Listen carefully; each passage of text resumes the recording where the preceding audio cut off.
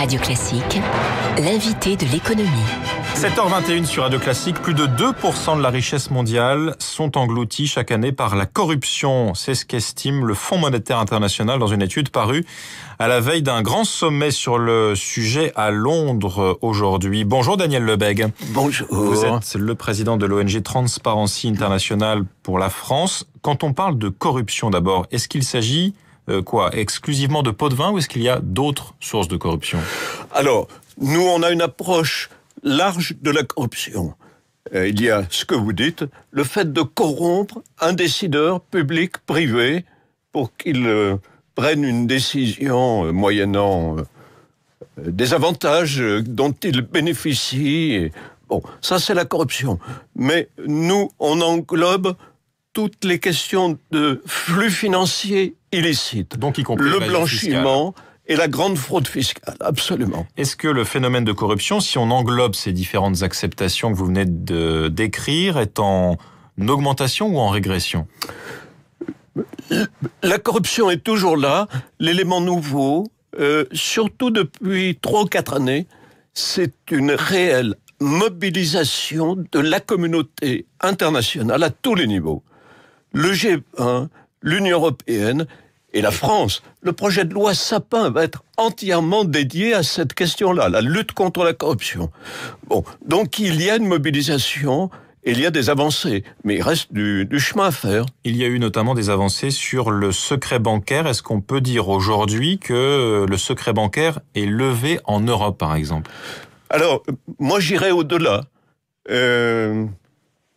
Aujourd'hui, à Londres, on devrait acter, me semble-t-il, la fin du secret bancaire dans le monde, puisque les quelques États qui résistaient, qui ne voulaient pas jouer le jeu de l'échange automatique d'informations entre pays, de la transparence.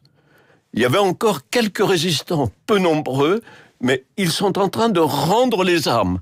Panama, Bahreïn, quelques petites îles dans le Pacifique, Nauru, Vanuatu, s'ils tiennent leurs engagements, il faudra s'en assurer, il n'y aura plus, en matière fiscale, de secret bancaire. C'est ça la situation où nous sommes aujourd'hui. Donc on peut dire qu'il y aura eu un avant et un après Panama Papers? Il y a eu un effet d'accélération avec les Panama Papers, mais le travail en amont formidable de l'OCDE en particulier a abouti à produire une nouvelle règle du jeu qui est maintenant acceptée et mise en œuvre par, on peut l'espérer, tous les États du monde sans exception. Y compris les États-Unis. On sait que certains États des États-Unis, notamment le Delaware, sont des paradis fiscaux avec une politique fiscale très accommodante.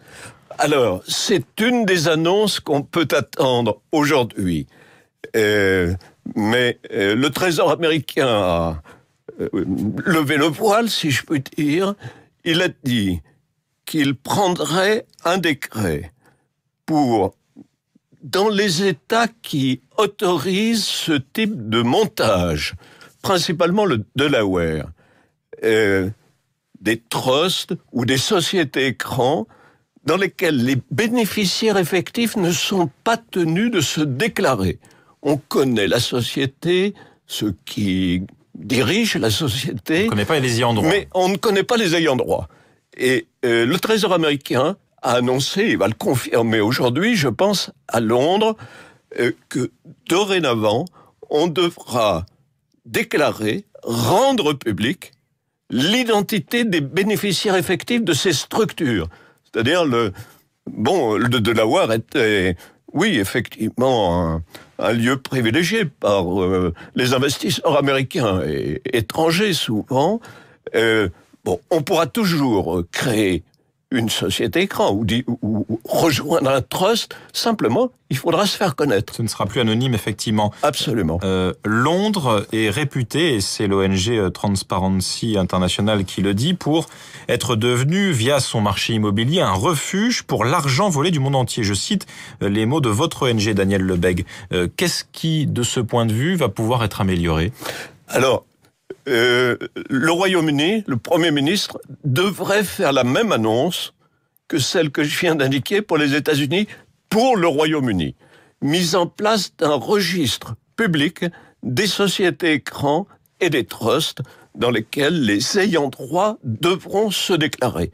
Mais ça n'est qu'une partie du problème.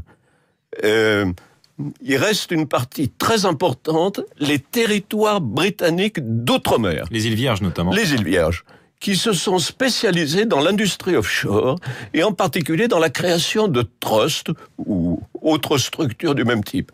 Les îles Vierges britanniques, les Bahamas, mais aussi Jersey. On sait qu'à Jersey, il y a plusieurs centaines de milliers de trusts qui sont enregistrés. Donc, un des enjeux de la réunion d'aujourd'hui, et là, bon, pour l'instant, point d'interrogation. Est-ce que les grands pays du G20, au premier chef le Royaume-Uni, vont réussir à convaincre ou contraindre ce qui reste des paradis fiscaux, des centres financiers offshore, qui continuent à pratiquer l'opacité au travers notamment de ces structures écrans. Est-ce qu'on va réussir à les contraindre, eux aussi, à ouvrir des boîtes noires ? Il ne s'agit pas de tuer les trusts ou les fiducies ou les fondations, comme je le lis parfois, mais certainement pas. Chacun a le droit de constituer une fondation s'il l'estime utile, pour lui-même, pour sa famille. Mais il s'agit tout simplement d'ouvrir la boîte noire et de dire, dans cette fondation, dans ce trust, voilà les ayants droit effectifs. Pour rejoindre votre point sur Transparency Royaume-Uni, nos collègues, ils ont fait une étude. On ne sait plus qui détient la propriété immobilière dans la ville de Londres. Puisque la propriété est détenue par des milliers de structures écrans de ce type, où il y a beaucoup d'investisseurs internationaux, mais non connus.